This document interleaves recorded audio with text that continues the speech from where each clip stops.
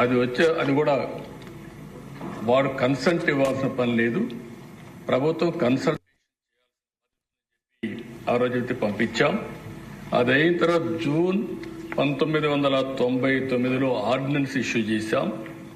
2/5/2002 ఆ రోజు యాక్ట్ కూడా తీసుకొచ్చాం.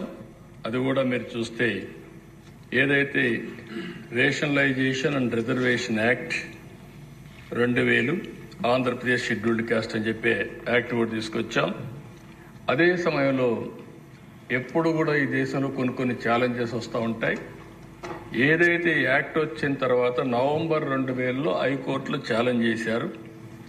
నవంబర్లో అయితే హైకోర్టు కూడా దీన్ని అప్హెల్డ్ చేస్తూ ఇది కరెక్ట్గా ఉందని చెప్పి జడ్జిమెంట్ ఇచ్చారు. అదే మరిగా నవంబర్ 2004లో మళ్ళీ సుప్రీంకోర్టుకు వెళ్ళారు. సుప్రీంకోర్టుకు వెళ్ళినప్పుడు వారు అక్కడ చెప్పింది ఆ రోజుట్లో ఏదైతే వయలేషన్ ఆఫ్ ఆర్టికల్ 341(2) ఓన్లీ పార్లమెంట్కే అధికారం ఉంది అని ఒకటి, రెండోది ల్యాక్ ఆఫ్ లెజిస్లేటివ్ కాంపిటెన్స్ అని, మూడోది వయలేషన్ ఆఫ్ ఆర్టికల్ 14 అని చెప్పే ఉద్దేశంతో దీన్ని కొట్టేశారు అధ్యక్ష.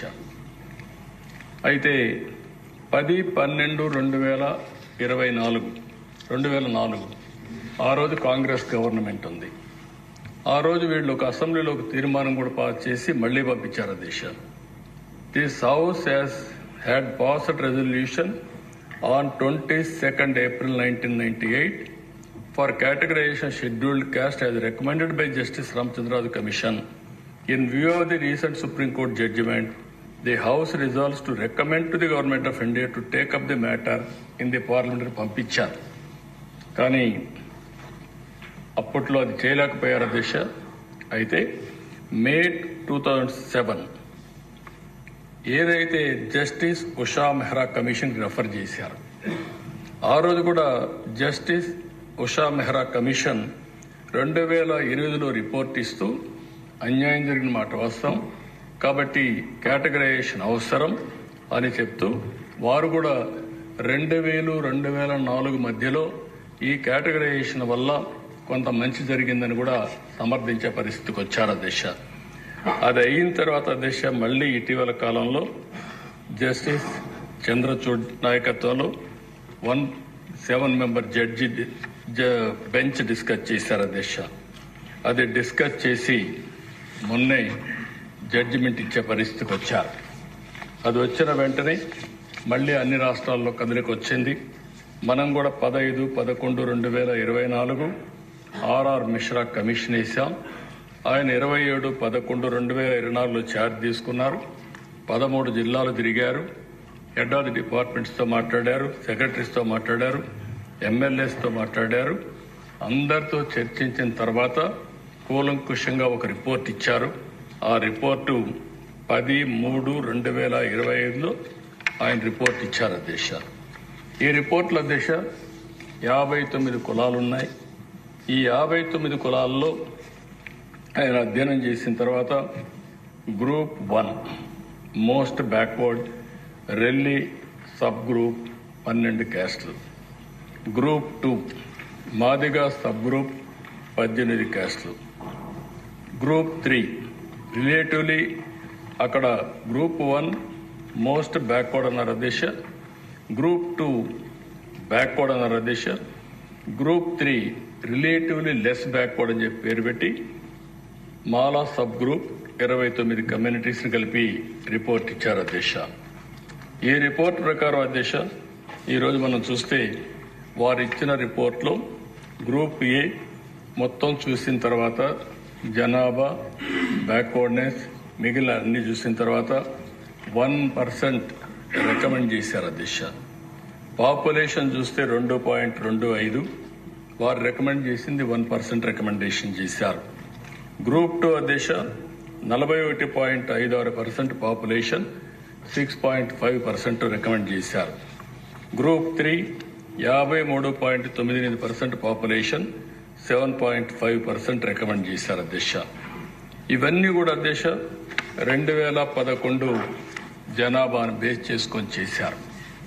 అయితే రోస్ట్రం కూడా అధ్యక్ష మీరు ఒకసారి ఆలోచించినప్పుడు ఇవన్నీ బ్యాలెన్స్ కావాలంటే ఫస్ట్ 100కి ఎవరైతే మాల సామాజిక వర్గం ఉన్నారో వాళ్ళకి 7.5 ఉంది కాబట్టి 8 ఇచ్చారు అధ్యక్ష. అదే మాదిగ సామాజిక వర్గం ఏదైతే ఉందో వాళ్ళకి 6.5 ఉంది కాబట్టి దాన్ని 6 చేశారు అధ్యక్ష. ఇంకొక పక్క 1% రెల్లీకి ఇచ్చారు అధ్యక్ష. రెండో 100 వచ్చినప్పుడు మాల సామాజిక వర్గానికి 7 చేసి, మాదిగ సామాజిక వర్గానికి 7 చేసి, 1 వచ్చి రెల్లీస్కి ఇచ్చారు అధ్యక్ష. అంటే మాల సామాజిక వర్గానికి ఇది ఒక క్లారిటీ ఉండాలి అధ్యక్ష అందరికీ. రోస్టర్ అన్నప్పుడు 6.5 అయితే ప్రాబ్లం వస్తుంది, 100కు 6.5 ఇవ్వలేము. లేకపోతే మాల సామాజిక వర్గం 7.5 అయితే 7.5 అన్నప్పుడు హాఫ్ ఇవ్వలేము. ఈ రెండు ఆలోచించి 200 పాయింట్లు తీసుకొని రోస్టర్ ఎస్టాబ్లిష్ చేశారు. ఫస్ట్ 100కు ముందు చేశారు, నెక్స్ట్ 100కు చేశారు. ఫస్ట్ 100లో బ్యాలెన్స్ కాదు కాబట్టి సెకండ్ 100లో అందరికీ బ్యాలెన్స్ పెట్టారు. మూడో దిశ ఇది బ్యాక్లాగ్ ఉంటే 1 ఇయర్ వరకు బ్యాక్లాగ్ పెట్టారు. ఆ బ్యాక్లాగ్ ప్రకారం ఇవ్వడానికి కూడా రికమెండేషన్ ఇచ్చారు. అంటే రిజర్వేషన్స్ ఏ విధంగా వస్తాయంటే ఫస్ట్ 100 పోస్టులు వచ్చినప్పుడు 8 పోస్టులు ఎస్సీ అంటే మాల సామాజిక వర్గానికి వస్తాయి. మాదిగ సామాజిక వర్గానికి 6% వస్తాయి.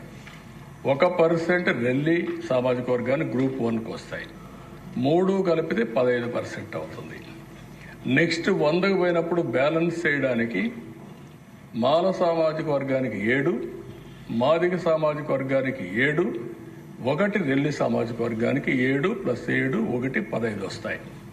ఈ రెంటుల్లో చూసినప్పుడు 200 వచ్చినప్పుడు మళ్ళీ బ్యాలెన్స్లో 15 వచ్చి మాల సామాజిక వర్గానికి, 13 వచ్చి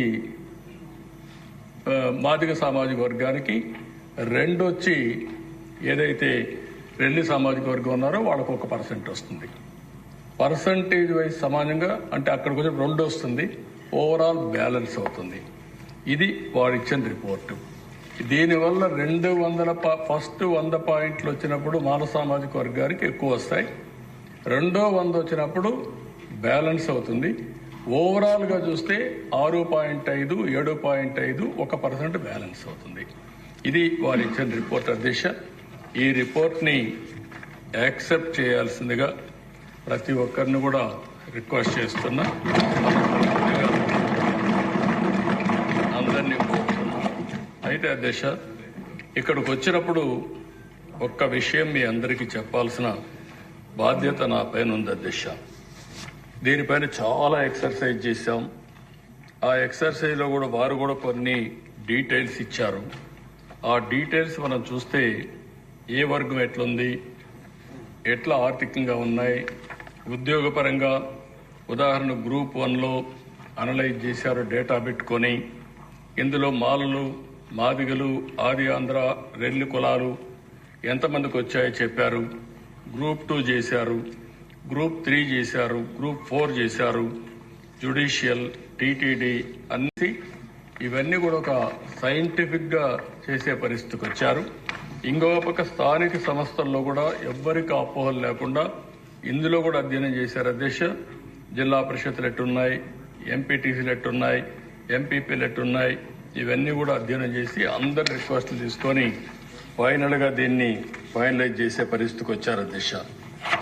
అధ్యక్ష ఇది వచ్చినప్పుడు నేను ఇక్కడ ఒక్క విషయం మీ అందరికీ మీ దృష్టికి తేవాల్సిన అవసరం ఉంది. నేను ఎప్పుడు కూడా అధ్యక్ష ఒక విధంగా నెక్స్ట్ మంతే మనం ముగ్గురు మహనీయులు ఏప్రిల్లో జన్మదినం జరుపుకుంటున్నాం. అంబేద్కర్ గారిది, అదే మాదిరిగా పూలే గారిది, జగజీవన్ రామ్ గారిది. మనం నిమిత్తం మాత్రం ఒక నెలలో ఈ ముగ్గురు మహనీయులు పుట్టినప్పుడు వారి యొక్క జన్మదినాన్ని కూడా మనం జరుపుకునే సందర్భంలో దేశ ఎగ్జాక్ట్గా నేను ముఖ్యమంత్రిగా ఉన్నప్పుడు ఒకటి కేటగరైజేషన్ దిశ ఈరోజు చరిత్రలో కొన్ని జరుగుతూ ఉంటాయి. ఎగ్జాక్ట్గా 30 సంవత్సరాల కంటే ముందు ప్రారంభించి అనేక అడుగుదొడుగులు లేకుంటే ఇబ్బందులు సవాళ్లు ఎదుర్కొని మళ్ళీ సుప్రీంకోర్టు పరీక్షలో నెగ్గి సుప్రీంకోర్టు కొట్టేసి మళ్ళీ 7 మెంబర్ బెంచ్కి పోయి ఒకసారి సుప్రీంకోర్టులో కొట్టేసిన తర్వాత మళ్ళీ బిగ్గర్ బెంచ్ ఉంటే తప్ప ఇది జెన్యూన్ అంటే తప్ప మళ్ళీ యాక్సెప్ట్ చేసే పరిస్థితి రాదు. అలాంటి బెంచ్కి వెళ్ళి మళ్ళీ అది యాక్సెప్ట్ చేసి ఇది న్యాయసమ్మతం అని చెప్పి మళ్ళీ హౌస్లో నేనే ఆ కేటగరైజేషన్ తీసుకొచ్చే పరిస్థితి వచ్చిందంటే ఒకసారి లాంగ్ జర్నీ కాకుండా సామాజిక న్యాయం కోసం ఏదైతే నేను ఆ రోజు ఆలోచించానో అది సబబని ఈ దేశంలో అత్యున్నత న్యాయస్థానం చెప్పడమే కాకుండా అత్యున్నత ప్రజా న్యాయస్థానం కూడా ఈరోజు నిర్ణయించే పరిస్థితి వచ్చింది. ఇది జీవితంలో ఒకసారి దిశ కొంతమందికి ఒక రేర్ ఆపర్చునిటీ ఓసారి అనిపిస్తుంది. ప్రజలు నాకు ఇచ్చిన అవకాశం నా పూర్వజన్మ సుకృతం. ఈరోజు ఈ పని చేయగలిగాను. అయితే దిశ కొంతమంది కొన్ని విధాలుగా ఆలోచిస్తూ ఉంటాం. ఇప్పుడే మిత్రులు పవన్ కళ్యాణ్ గారు చెప్పినట్టు కొంతమంది నాయకుల్లో ఒక తపన ఉంటుంది. ఎన్టీ రామారావు గారు 82లో పార్టీ పెట్టారు. పార్టీ పెట్టినప్పుడు దిశ ఆయన మహనీయుల యొక్క స్ఫూర్తిని తీసుకొని ఎప్పుడు కూడా పేద పక్షాల ప్రతినిధిగా ఉండాలి, సామాజిక న్యాయం చేయాలి అని అనునిత్యం పరితపించిన వ్యక్తి ఎన్టీ రామారావు గారు అని చెప్పి నేను మీకు తెలియజేస్తాను. అయితే దేశం మీరు కూడా మొట్టమొదటి నుంచి ఉన్నారు ఆయనతో. మీరు ఆయన ఆలోచన విధానాన్ని ఎప్పటికప్పుడు చూశారు. ఈ దేశంలో ఫస్ట్ టైం ఎస్సీలకు ఎస్టీలకు 50% ఇండ్లు రిజర్వేషన్ చేయాలని నిర్ణయించిన వ్యక్తి ఎన్టీ రామారావు గారు. ఏదో పూరిల్లో ఉంటే అంత మునుపటి దేశ ఇల్లు అనేది ఒక 500 రూపాయలు ఇచ్చేవాడు. ఆ 500 రూపాయలు గుడిసేసేవాడు. ఆ గుడిసేస్తే ఎండొస్తే వర్షాలు వస్తే ఇంక మనకు తెలిసింది. అలాంటిది కాదు. ఈ పేదవాళ్లు ఉండవలసిన స్థలం పర్మనెంట్ హౌస్ అని దేశంలో మొట్టమొదటిసారిగా శాశ్వత గృహ నిర్మాణాలు నిర్మించిన వ్యక్తి ఎన్టీ రామారావు. ఇంకో పక్కన దిశ ఆయన ఆలోచించిన విధానం మనం ఆ రోజు చూస్తే పేద పిల్లలు చదువుకోవడానికి చాలా అవస్థపడుతున్నారు, అందులో ఎస్సీ ఎస్టీ పిల్లలు ఇంకా ఎక్కువ అవస్థపడుతున్నారని ఫస్ట్ టైం ఈ దేశంలో సోషల్ వెల్ఫేర్ రెసిడెన్షియల్ స్కూల్స్ పెట్టిన ఏకైక వ్యక్తిని తమ్ముతారని. ఈరోజు 190 స్కూల్స్ ఉన్నాయి. ఈ 190 స్కూల్స్ దిశ కార్పొరేటివ్ స్కూల్స్ అన్ని టౌన్స్ లో ఉంటాయి, 1 ఎకరా 2 ఎకరాల్లో ఉంటారండి. అలాంటిది 10 ఏకర్స్ ల్యాండ్, 10 ఎకరాలు 20 ఎకరాలు ల్యాండ్స్ ఇచ్చి బ్రహ్మాండమైన బిల్డింగ్లు కట్టి బెస్ట్ విద్యా వ్యవస్థకు శ్రీకారం చుట్టిన వ్యక్తి నందమూరి తారక రామారావు. అక్కడి నుంచి దిశ అనేక కార్యక్రమాలు చేసుకుంటూ వచ్చాం. నేను ముఖ్యమంత్రి అయిన తర్వాత దిశ ఒకసారి చూస్తే ఎస్సీల పట్ల వివక్షత అప్పుడు ఆశ్చర్యం వేస్తుంది. ఇప్పుడు కూడా ఇవి ఉండే మెంబర్స్ చాలా మంది అర్థం చేసుకోవాల్సిన అవసరం ఉంది. తెలంగాణలో అయితే బాంచేల్ని కాళ్ళు మొక్కతాం. ఇది ఎంత ఆశ్చర్యం వేస్తుందంటే వాళ్ళకి అది తప్ప ఇంకొకటి తెలిసేది కాదు. దాన్ని మార్చడానికి నాకు చాలా సమయం పట్టింది. ఆ రోజుట్లో మీరు చూస్తే దశ ఒక చట్టం తీసుకొచ్చాం. దీనికంటే ముందు నేను జస్టిస్ పున్నయ్య గారు, ఆ రోజు షెడ్యూల్ కులాల కోసం పనిచేసిన వ్యక్తి జస్టిస్ పున్నయ్య గారు. ఒక నాలెడ్జ్లో కానీ కమిట్మెంట్లో కానీ ఒక దీక్షతో పనిచేశాడు. ఆ రోజు నేను ఆలోచిస్తే అధ్యక్ష ఎలాంటిదంటే ఈరోజు మీరు చూస్తే గ్రామాల్లో బోరు దగ్గర కానీ బావి దగ్గర కానీ ఎస్సీలు నీళ్లు తీసుకోవడానికి వీలు లేదు, అగ్రవర్ణాలతో సమానంగా. ఊర్లో చెప్పులు వేసుకొని తిరగడానికి వీలు లేదు, చెప్పులు తీసేసి ఊరు తర్వాత చెప్పులు వేసుకునే పరిస్థితి. ఇంకొక పక్కన దిశ ఒక టీ బంక్ దగ్గరికి పోతే 2 గ్లాసులు పెట్టి ఆ 2 గ్లాసుల్లో ఒక గ్లాస్ అతను 2 గ్లాసులు పెట్టరు, ఒకటే గ్లాసు పెడతారు, పక్కన ఎక్కడ పెడతారు. అతనే వచ్చి ఆ గ్లాసులో టీ పోయించుకొని తాగి కడిగి మళ్ళీ ఆ గ్లాసు పెట్టేసిపోవాలి. అంటే అన్టచబుల్ అంటే ఎంత పరాకాష్ట మీరు గుర్తుపెట్టుకోవాలి. దేవాలయాలకు ఎంట్రన్స్ లేని పరిస్థితి. అంటే ఇలాంటివి చూసిన తర్వాత అధ్యక్ష నేను ఈ జీవో తీసుకొచ్చాను. జస్టిస్ పున్నయ్య కమిషన్ ఇస్తాం. 42 రికమెండేషన్లు ఇచ్చాడు. 27 జీవోలు కానీ మెమోలు కానీ ఇష్యూ చేశాను. ఒక మాటలో చెప్పాలంటే కుల వివక్షత పైన యుద్ధం చేసిన ప్రభుత్వం తెలుగుదేశం ప్రభుత్వం. యుద్ధమే చేశాం. అదర్వైజ్ మనుషుల్లో కరుడు గట్టకపోయిన అహంభావంతో ఏ మాత్రం కూడా వెళ్ళలేని పరిస్థితి. ఇక్కడ మీరు చూస్తే దేశ ఈ జీవో చూస్తే మీకు అర్థమవుతుంది. ఇది జీవో ఎంఎస్ నెంబర్ 105 డేటెడ్ 31/10/2011. ఇందులో చూసిన ప్రదేశాలు this team will interact with all sections of the people in the villages including ఎస్సీస్, STs and convince and persuade the upper caste people against the evil of untouchability in various forms and in whatever manner it is being practiced, and also against atrocities against SCs and STs with special reference to the villages concerned. The team lead the SCs and STs into the village temple, provide access to the public water sources, and get the separate glass for SCs system removed from the tea and coffee shops. The team should also tackle any other village level social evils or superstitions like Jogin, Basani system, Banamati, Potiraju, bonded labor, manual scavenger.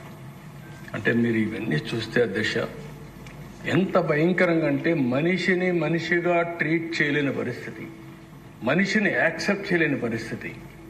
అక్కడి నుంచి ఆ దశ నేను ఒకటే decide చేసుకున్నాను, ఈ రాష్ట్రంలో ఎట్టి పరిస్థితుల్లో ఇవి ఉండడానికి వీలు లేదని జస్టిస్ పున్నయ్య గారు ఇచ్చిన రికమెండేషన్ని తీసుకున్న తర్వాత 27 మెమోల్ని జీవోలు ఇష్యూ చేశాం.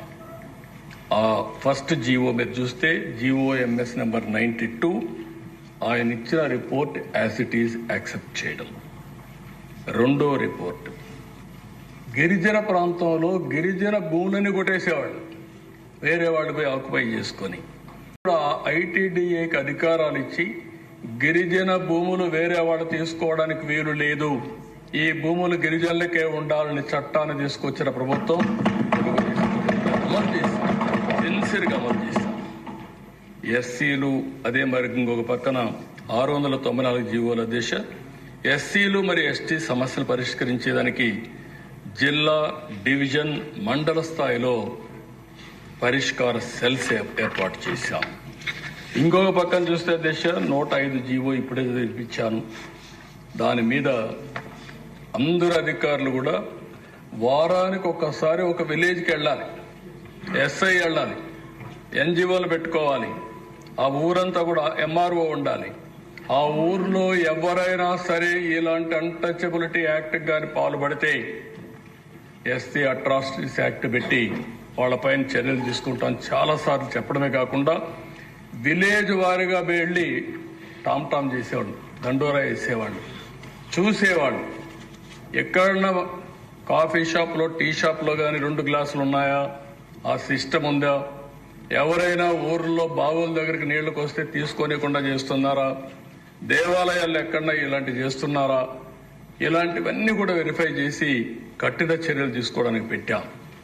అదే మార్గదర్శ ఎవరైనా సరే ఎస్సీలకు వ్యతిరేకంగా ఉన్న వివిధ అడ్డంకులను తొలగించడానికి క్యాస్ట్ హిందూస్ ఎవరైనా సరే ముందుకొచ్చి పోరాడితే, ఉద్యమాలు చేస్తే, వాళ్ళకి సహకరిస్తే జిల్లా స్థాయిలో 5 మందికి 10,000 రూపాయలు అప్పట్లోనే అవార్డులు ఇచ్చేవాడు. రాష్ట్ర స్థాయిలో ఉత్తమ సంస్థలకు 25,000 అవార్డులు ఇచ్చాం. అంటే వీళ్ళని ప్రోత్సహించాం, కలుపుకో రావడానికి ప్రోత్సహించాం. ఇంకొక పక్కన కొన్ని ప్రాంతాల్లో, కొన్ని గ్రామాల్లో అహంభావంతో ఇష్టానుసారంగా మీరు ఎన్నైనా చెప్పండి, కరుడుగట్టిన విధానాలతో ఎట్టి పరిస్థితుల్లో మేము ఇక్కడ ఆచరించామంటే ఆ ప్లేసులన్నీ కూడా వల్నరబుల్ ప్లేసెస్ గా, హాట్ స్పాట్స్ గా డిక్లేర్ చేశాం. డిక్లేర్ చేసి ఎప్పటికప్పుడు అధికార యంత్రాంగం అక్కడికి వెళ్ళడం, రిపీటెడ్గా వెళ్ళడం, ఎవరైనా దీన్ని వైలేట్ చేస్తే వాళ్ళపైన చర్యలు తీసుకోవడం మొదలుపెట్టాం. అదే మరిగా దిశ ఎక్కడైనా సరే ఒక అత్యాచారం ఎస్సీలపైన జరిగితే జిల్లా అధికార యంత్రాంగం, కలెక్టర్, ఎస్పీ డైరెక్ట్ గా వితిన్ 24 hours లో ఆ విలేజ్కి వెళ్ళాలి, వాళ్ళని పనిష్ చేయాలి. అలాంటి వ్యవస్థ తీసుకొచ్చాం. అయితే ప్రజల్లో అపోహలు కలిగించడానికి కాదు, వాళ్ళలో మార్పు తేవడానికి. దీనిపైన పీస్ కమిటీలు వేసాం.